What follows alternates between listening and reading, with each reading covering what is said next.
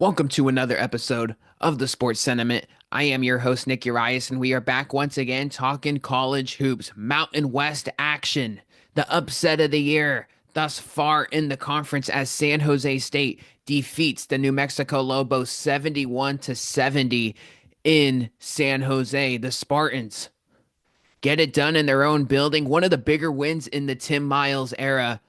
No doubt. New Mexico was 6-0 in league play heading into this game, 14-3 overall. Their best start in conference play since 1977-78 season. San Jose State, like we've talked about, folks, like we've been covering pretty much all season long, they have been feisty in all these conference games. They've been pretty much feisty all year long at home, even during the non-conference. And the one thing about this team, we knew that they had talent. We knew that they had veterans. Can they close out a game? And they finally did. A game where they only led for 6 minutes in. They led in the final seconds to ultimately get the victory. San Jose State got a lot of contributors from some folks. And 5 players in double figures with 10 plus or more points. Latrell Davis, he hit the game-winning shot with 2.1 seconds to go. A wacky possession. I think that just kind of determines if you want to, maybe not a wacky game. Sure, you could kind of, I guess, call it a wacky game in a way based on the result to some. But I thought there was a San Jose State. It didn't look pretty down there, down the stretch in this game. They kind of had to, pull some shots like a Houdini act. It was pretty wild, the shots that they were making. Will McClendon hit a big corner three late. Then he hit like a three when he was like trying to draw a foul, the old cheeky play from beyond the arc, trying to draw contact off a pump fake on Mustafa Amzil. He made the shot regardless, despite Jeffrey Anderson and that Big Ten crew, swallowing the whistles. And ultimately, the final possession of the game, when the Spartans were down one, they needed a bucket. They go down low to Rob Viola, which we'll talk about him in a minute. He goes down low, floats up an air ball. Josh Aduje comes soaring in for a second chance opportunity and an offensive rebound. He resets, he gets the ball. He had this awkward right elbow jumper that hit front of the rim. And then Latrell Davis on a third chance opportunity just soars in to call glass and hit a crazy layup in the final seconds. And San Jose State down the stretch, they just simply made more plays. They also shot the ball way better, which if, at the start of the game, they could not throw a ball into the ocean. There was just no flow within their offense. That kind of had a whole lot to do with Donavan Yap not being out there. Yap had 0 points. He only took one shot, secured a couple rebounds, picked up a few fouls, but 11 minutes of action. Tim Miles revealed, which we talked to him this week, and he he seemed to be okay, but we weren't there for the duration of practice. We only talked to him after practice, and he didn't mention anything about an injury or anything like that. But clearly there's a problem going on. He is not 100%, and even though the Donovan Yap production hasn't been there from a scoring standpoint, defensively he's going to give it his all. And he's kind of, the point guard of this team. Like, he is the guy that gets everybody set up in their positioning.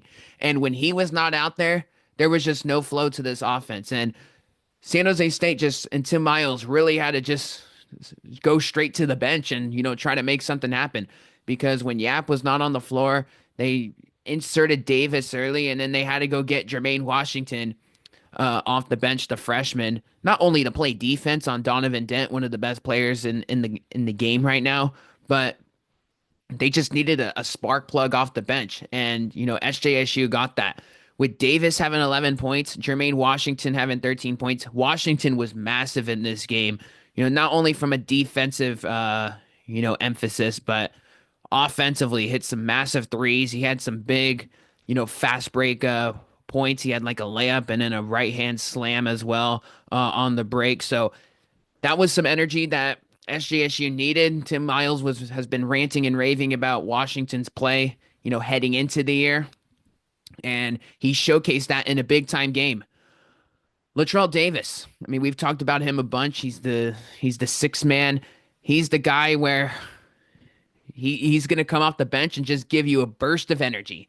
And when I mean a burst, I mean it's next level like type of energy.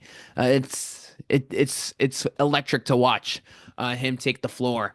And there was a couple plays in this game where I was on the air live for this game, and you could tell that he's been putting in the work because his freshman year, he was pretty erratic. We knew that he can go coast to coast and, get the layups and, push the pace. And if he gets a steal, he's off to the races. But there were some plays in this game where, he'd get the steal or he'd push the pace, but he'd pull it back and slow it down.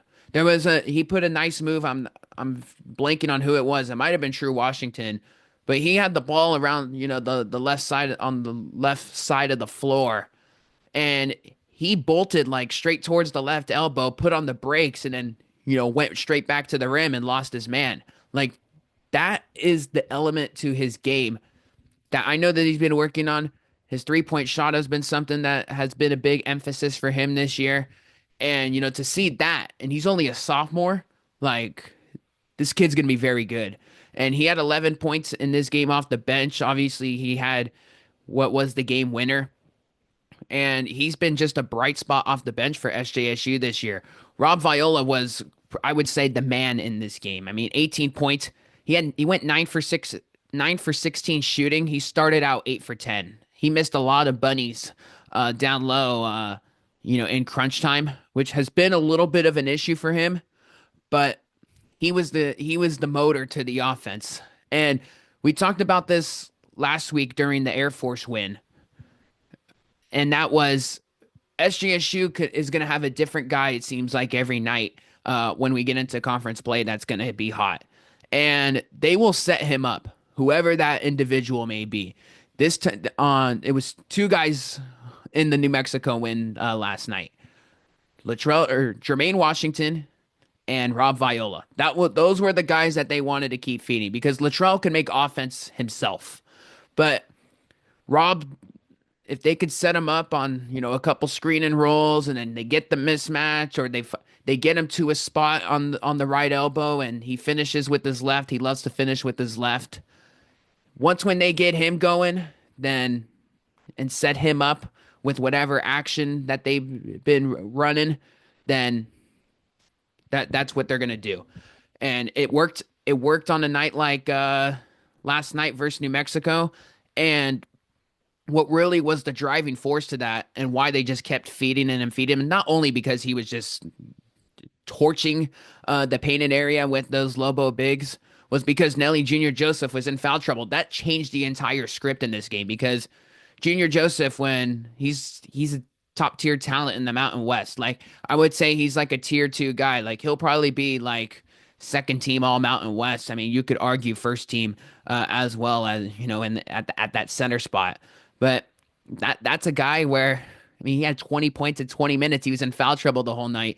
He picked up like his second foul, like maybe at the 10-minute mark of the first half, and Patino just had to go completely off script. He had to roll out Ali Atiki, the BYU transfer, and once when he came in, he tried to do his best, Ali Atiki, but Rob was just having his way with him, and Patino kind of had to pull him out, in some spots. Like they just had to simply ride the train because Rob was going to get Junior Joseph in deeper foul trouble. Like it was just one of those nights, and like I know immediately, Junior Joseph came in after he picked up his third foul, and they went right back to him, and he picked up his fourth like immediately. Like he was on the floor for 1 minute, and Patino had to save him for crunch time. So that was massive. That kind of changed the whole script of the game, if you will. And ultimately, SJSU, just the supporting cast was just much better. Donovan Dent's a great player. Nelly Jr. Joseph is a great player. San Jose State has got some, we know it could be any guy on any given night, but when Josh and Will McClendon don't necessarily have it, like we've seen that they could drop 15 a game, there's other guys that can step up and definitely do the work, and they will set up even a guy like Jermaine Washington, who's a freshman. Tim Miles said, hey, after the game, that just speaks to the confidence in our team and how the unselfish nature of our team, that the fact that fifth year seniors like Josh Aduje and Will McClendon are going to set up guys like a freshman in Jermaine Washington. So you know they're playing like a team right now. San Jose State, the much better team in this one because they won the rebound battle first and foremost. Their bench was much better, 27-16, which we've been a little skeptical of the New Mexico bench. Don't get me wrong, they are very starting five reliant, and that starting five is awesome. But when that starting five altogether does not perform, they're gonna be in a tight game like this. So Junior Joseph had 27 for 10 shooting for the Lobos in this game in only 20 minutes, which is pretty remarkable. Donovan Dent, 17 points. Dent had a very casual 17. I feel like we're going to say that like every single night. He shot 7 for 14, had 5 assists in this game. But man, I mean, he kind of got dinged in the face in the second half, and then he kind of took himself a brief rest and was being checked on by the medical professionals. He seemed okay, but you could tell that rattled him a little bit. That little brief stretch. I thought for sure he was going to take the final shot of the game with 2.1 left. Patino tried to, do some squirrely stuff on the baseline, and Dent passed it back to Washington, and it ends up to Junior Joseph. I could tell you right now that's probably what they didn't draw up because you got a 6'10" big who hasn't shot a three all year, shooting a half court shot.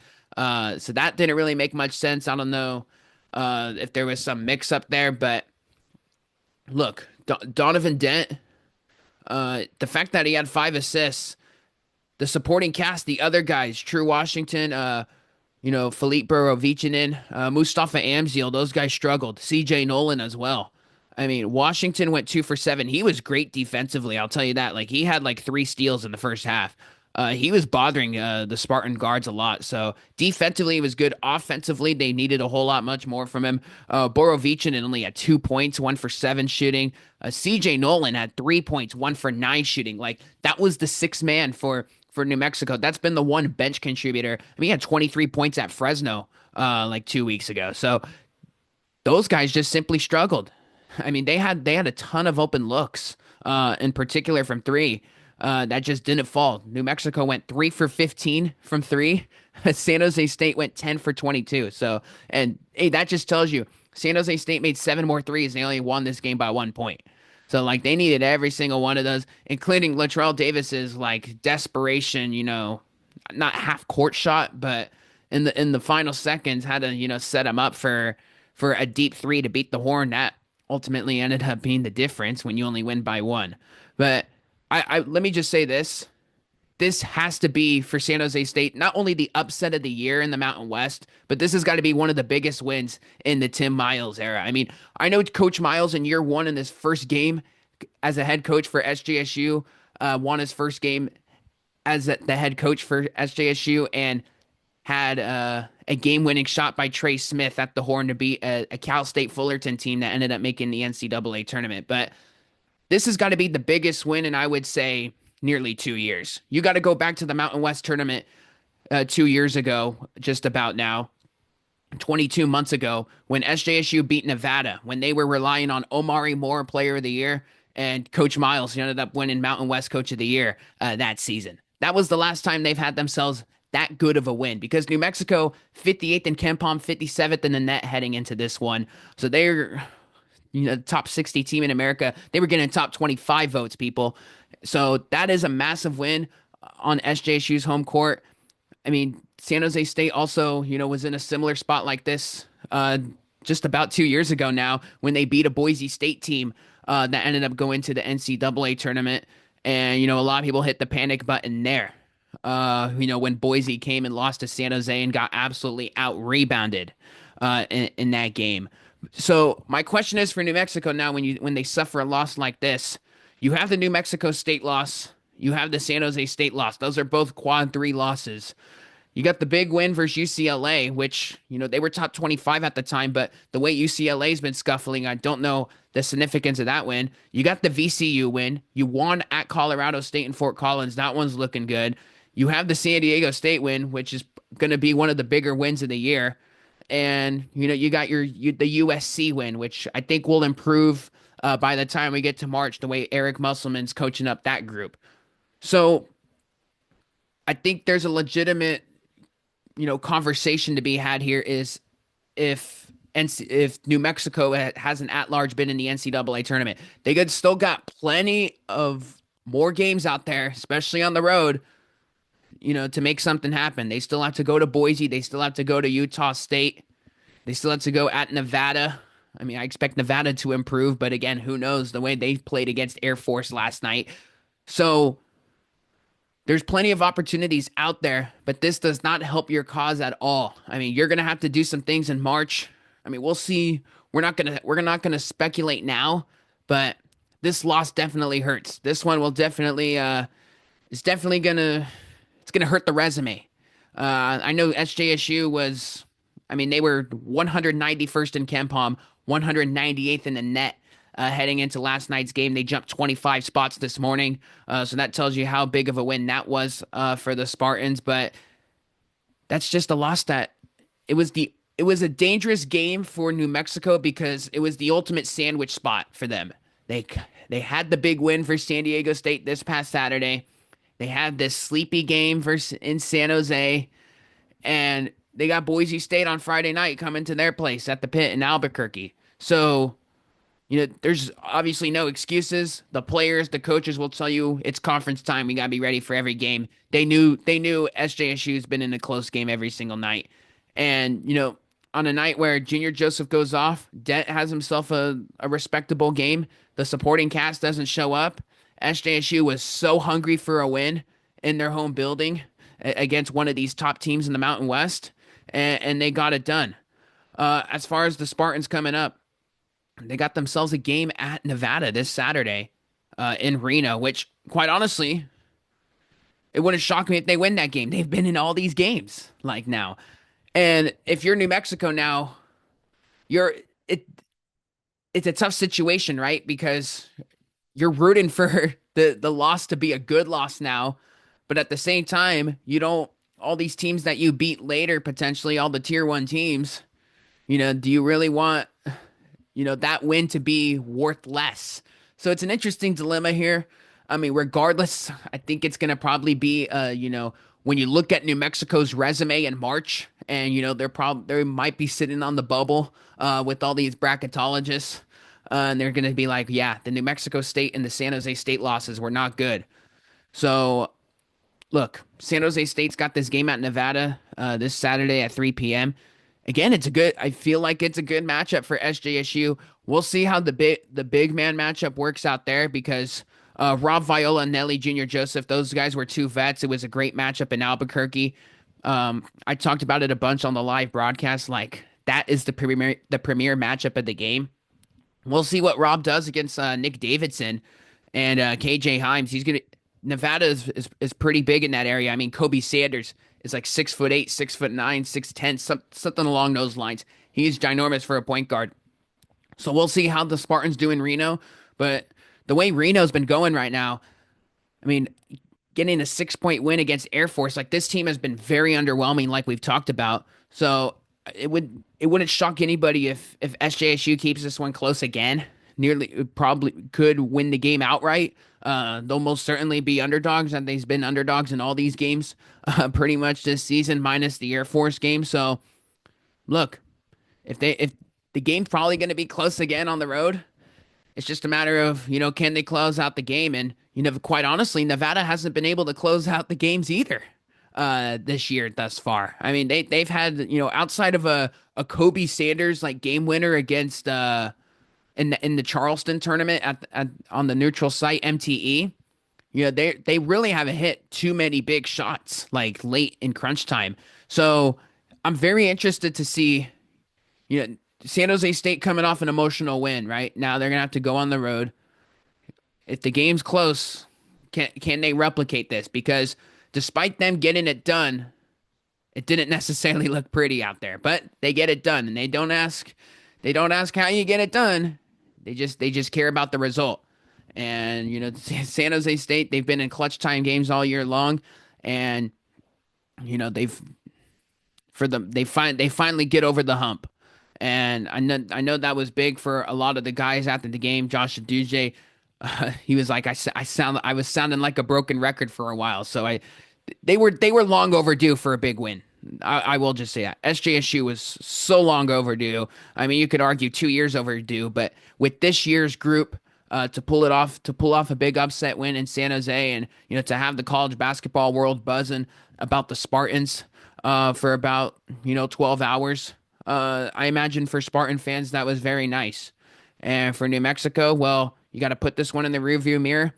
And you got to keep the train rolling here because you got a Boise State Bronco team, that is coming in off a 40-point win versus Wyoming, and they've had their struggles. Boise State, every team in the Mountain West, like minus Utah State, has had themselves a frustrating game where they hit the wall.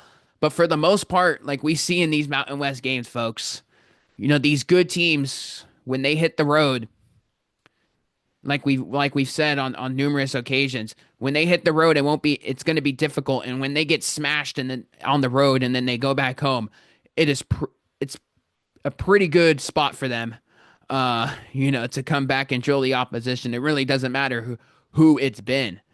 um so I mean, that's just the way this league goes, and it's been like that for a few years now.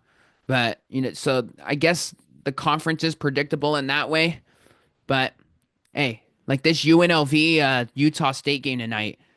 I mean, UNLV wouldn't shock me if they pull off an upset win versus Utah State. Quite honestly, because Utah State, this is just, I guess, could be one of those sleepy games going into Vegas. I don't know. It's this is why the Mountain West and college hoops is so great, and conference play is so awesome because even though the games might be predictable and the situations might be favorable for a certain team, and most likely the home team, you never know sometimes, and that's the beauty of the game. But SJSU scores one of their bigger wins in the Tim Miles era. You could argue top three win uh, for Tim Miles since he's came to San Jose now in year four for the Spartans. And as for Richard Pitino and company, it's back to the drawing board because you're 6-1 in the league, and if you handle your business the rest of the way, and you, as long as you don't take another bad loss, you're gonna be in the conversation and in the equation once again. But New Mexico, we'll keep an eye on the Donovan Dent situation. We'll keep an eye on the Donavan Yap situation for SJSU, because if Yap is not available in Reno, that quite honestly could be another a wild game offensively where SJSU might have some difficulties navigating their offense, because despite them getting the win, it didn't look pretty, especially to start, because when they were shooting 20% and down 10 early, it was either going to be one of those games where they were either going to get killed or they were going to come back and make it a game. And they made it a game and pulled off the upset. So that will just about do it here for this episode of the Sports Sentiment. Just wanted to come on, emergency pod, if you will, for the upset win for San Jose State. Big win in San Jose. The crowd, everyone wants to talk about the crowd. The crowd wasn't. That place won't get packed, but when it felt like there was an extra energy in the room last night, being there in person, and SJSU gets it done on their home court for a massive signature win. Once again, I am your host, Nick Urias. We'll be coming back on probably. We'll see. We might preview some Saturday games for this weekend. If not, you'll see us next week after those Saturday games. We got SJSU versus Nevada, Boise State versus New Mexico on Friday night. That should be a fun one. Colorado State and Wyoming rivalry game. UNLV and San Diego State on Saturday as well. So we'll most likely come back to you on a Monday or Tuesday next week to talk about the results there, give a little update on the league and what we liked and what we didn't like from those respective games. So, once again, I am your host, Nick Urias. Thanks again for tuning into the Sports Sentiment, and be sure to subscribe wherever you get your podcasts.